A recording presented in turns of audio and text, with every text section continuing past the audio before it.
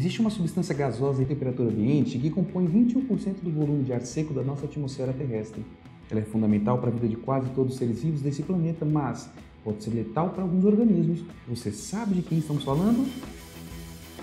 Curiosamente, é o elemento mais abundante da Lua, cerca de 3 em cada 5 átomos e aproximadamente 44,6% da massa desse satélite.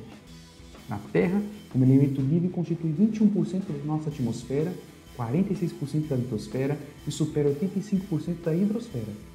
Em situações com insuficiência dessa substância, nós morreríamos, por exemplo, em um local fechado e pequeno onde a sua quantidade começasse a cair ou se a pressão fosse muito baixa como no alto de uma montanha. Será que sempre esteve presente nessas proporções na atmosfera terrestre?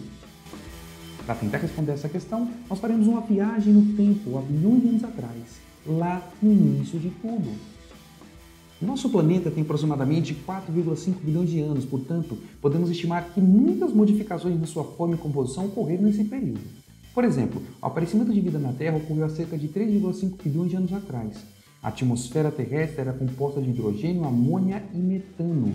A crosta terrestre era rica em ferro elementar e o Sol bem mais ativo, e não havia oxigênio suficiente para atuar como filtro para as radiações solares. Antes do aparecimento das primeiras formas de vida, a presença desse gás se limitava a traços, ou seja, pequeníssimas quantidades. A presença de vida modificou drasticamente a composição química do nosso ar e hoje sabemos que quase todo o oxigênio é produto da fotossíntese. É estranho pensar nisso, mas nesse período, as formas de vida obtinham energia por meio da fermentação que ocorre na ausência de oxigênio. Isso quer dizer que a presença desse gás é extremamente letal para os organismos que precisavam se proteger desse agente que era anteriormente inexistente, evitando ou se adaptando à presença dele. Sim, eles conseguiram. Se adaptaram e passaram a utilizar o oxigênio para realizar a fotossíntese que produz 16 vezes mais energia que a fermentação, e assim foi possível que ocorressem transformações importantíssimas como o aparecimento de cianofícias, as primeiras células eucariontes, explosão da fauna cambriana, peixes grandes e as primeiras plantas terrestres. Claro, isso não foi tão rápido assim. O oxigênio levou mais de 1,5 bilhão de anos para deixar de ter uma concentração traço e chegar nos 21% atuais. As radiações ultravioletas eram intensas e muito energéticas, e o excesso de oxigênio produzido foi transformado em ozônio que nos protege das radiações. Os organismos, antes da adaptação, precisaram buscar refúgio embaixo das águas, onde o ozônio é pouco solúvel, e viveram por mais de 500 milhões de anos evitando o ambiente oxidante com oxigênio e ozônio, se adaptando e produzindo enzimas. Enquanto isso, as concentrações de oxigênio aumentavam e a camada de ozônio ficou mais elevada. Agora sabemos que a molécula misteriosa que falamos lá no início é oxigênio, mas ficou uma dúvida. Quando o homem notou a presença desse gás na Terra e por que ele se chama oxigênio? Há relatos que o chinês Mao Hua, no século 8 d.C., afirmava que o ar comum poderia ser melhorado por meio da utilização de metais e mesmo carbono. Leonardo da Vinci, no século XV, escreveu que onde uma chama não vive, nenhum animal que respira pode viver. Muitos livros atribuem a descoberta a Priestley, um pastor anglicano que, em 1774, emanou oxigênio por meio do aquecimento do óxido de mercúrio e o coletou. Relatou que, após respirá-lo, o gás o fazia sentir-se melhor.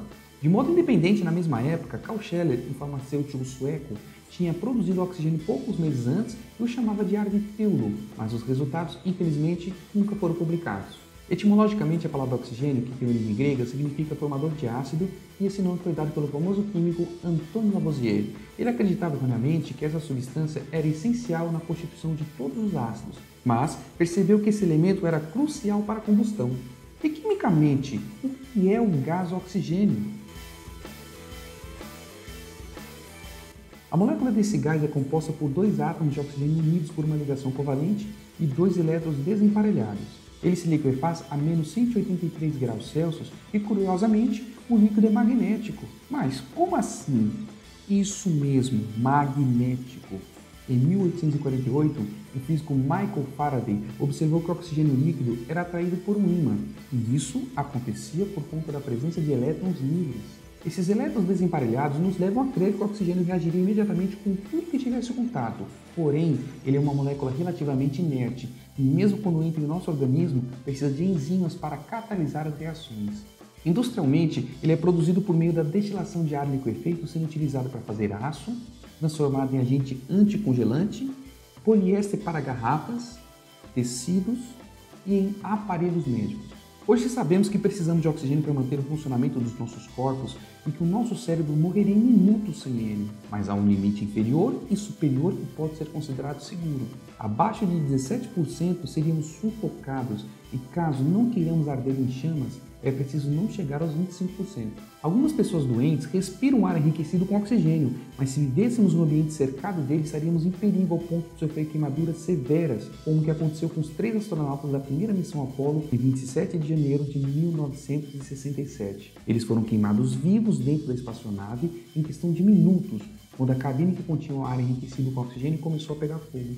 Então, pare um pouquinho, respire fundo e deixe entrar lentamente um pouco de ar pelas suas narinas. É muito bom, não é? Ele percorrerá a sua traqueia, chegará aos seus pulmões e nos alvéolos pulmonares fará trocas gasosas. Parabéns! Nesse momento você acaba de colocar oxigênio na sua corrente sanguínea para ser transportado pela hemoglobina das células anucleadas, conhecidas como hemácias. A hemoglobina é uma proteína que tem a capacidade de dissolver 200 ml de oxigênio por litro de sangue e, associada ao ferro, levará esse importante gás para as mais variadas partes do seu corpo. Como assim? Tem ferro no meu sangue? Pois é. A maioria dos seres vivos utilizam esse metal para transportar oxigênio no sangue, conferindo a ele a cor avermelhada, mas as aranhas e lagostas usam cobre e por isso possuem sangue azulado. Podemos dizer que obtemos energia para dormir, comer, andar, falar, tudo isso por meio da respiração aeróbia a partir da oxidação dos alimentos que ocorre com uma troca permanente de gás oxigênio e carbônico com o meio externo e que existe um sistema de transporte com órgãos especiais como os pulmões. O ar que entra na nossa inspiração vai para os pulmões e chega a cerca de 70 metros quadrados de superfície dos alvéolos, dando vida aos seres humanos. Esse ar contém oxigênio. Então reflita muito e todos os dias sobre a importância dessa pequena molécula fixada nos seus glóbulos vermelhos e que corre nas suas artérias nesse momento, porque sem ela você não existiria. Aproveite esse momento lindo de reflexão e diga para uma pessoa amada: você é o ar que eu respiro.